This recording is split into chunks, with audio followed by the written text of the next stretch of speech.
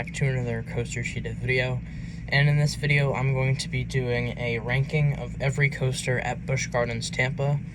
And I just want to say, if the audio is a little weird, I'm filming, or recording this I should say, while I'm on vacation, so if the audio is a little weird, I apologize. So let's get right into the video.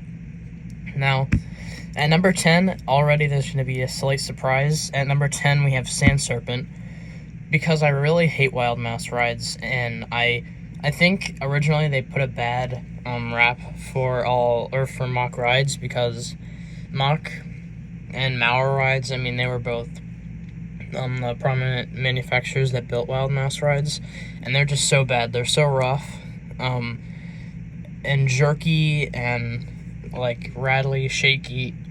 They just have way too many brakes throughout the entire layout, and I just hate them. And at number 9, we have Air Grover. So yeah, that's right, I enjoy a kiddie/family coaster better than a Wild Mouse, which, I mean, I guess a Wild Mouse is a family coaster, but so yeah, Air Grover, not much to say about it. The only thing is, I wish it lapped, so it went through the layout twice, but that's all I have to say about it. And at number 8, I feel really bad putting it here, but at number 8 is Scorpion, which is a classic Schwarzkopf looping coaster. It is the oldest coaster in the park right now. The oldest coaster was the Python, which is an aero looper, but that got torn down and replaced with the Jungala area.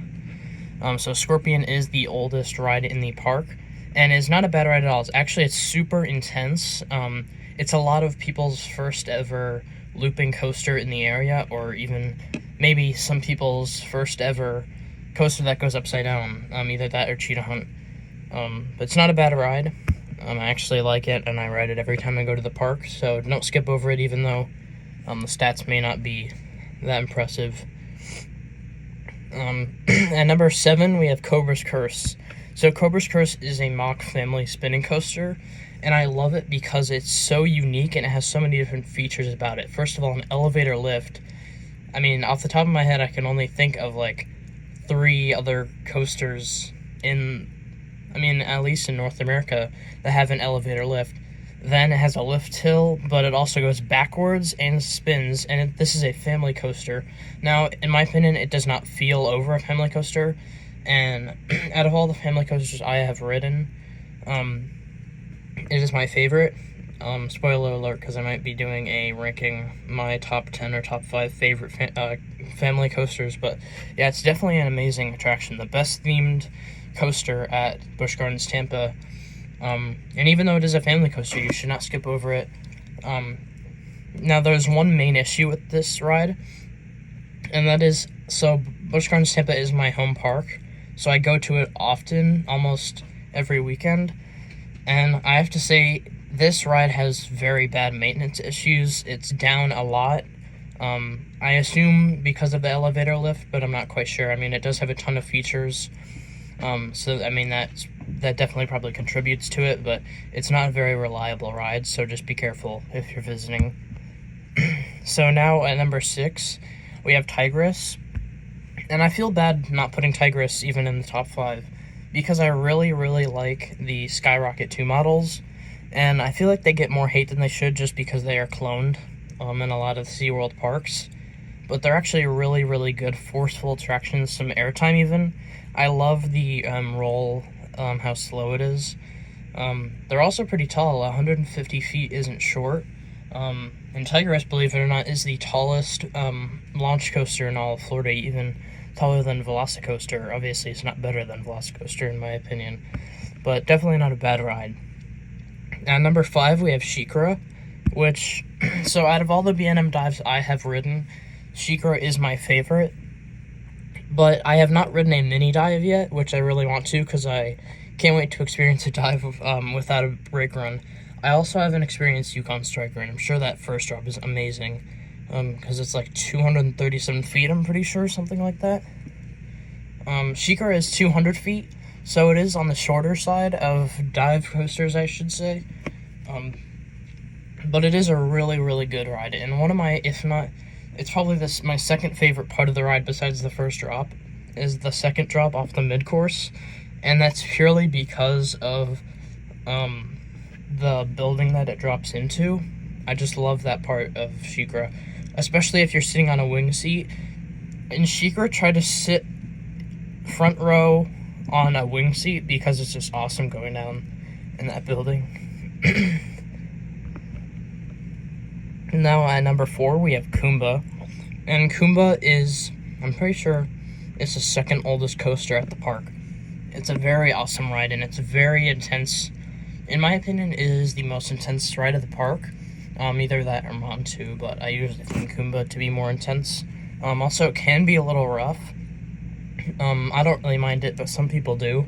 So in the front row, it is significantly less rough, in my opinion. So if you want the more smoother ride, then definitely go for the front row. Now, into the top 3, we have Cheetah Hunt. And Cheetah Hunt, some people call it a family coaster. In my opinion, it is not a family coaster. It's definitely more tame, and in my opinion, probably the tamest multi-launch coaster by Intamin. But it's actually a pretty nice ride, and I love it. And honestly, in most, if not all, of the videos I watch on people ranking Busch Gardens Tampa coasters, Cheetah Hunt is in the top 3. And I really like it. In my opinion, the restraints aren't bad. I mean, they could be better. I really love the new Intamin trains with the lap bar, so I'd love Cheetah Hunt to get that. But, I mean, other than the lap bar, the trains look really awesome. I like the design. Also, I love how this is a long ride, and it travels through, like, the whole safari. I just really think that's awesome how it does that.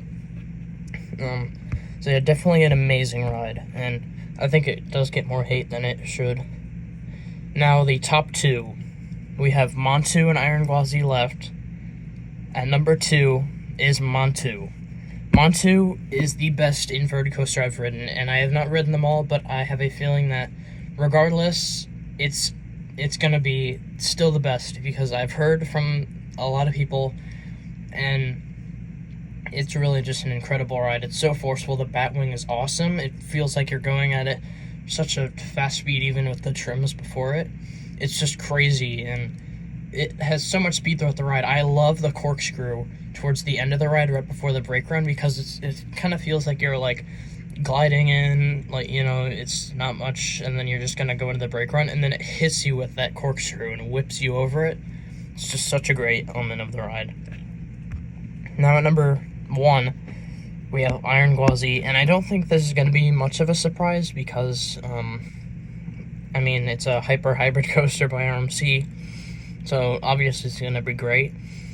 In my opinion, I do believe it is the best roller coaster in all of North America.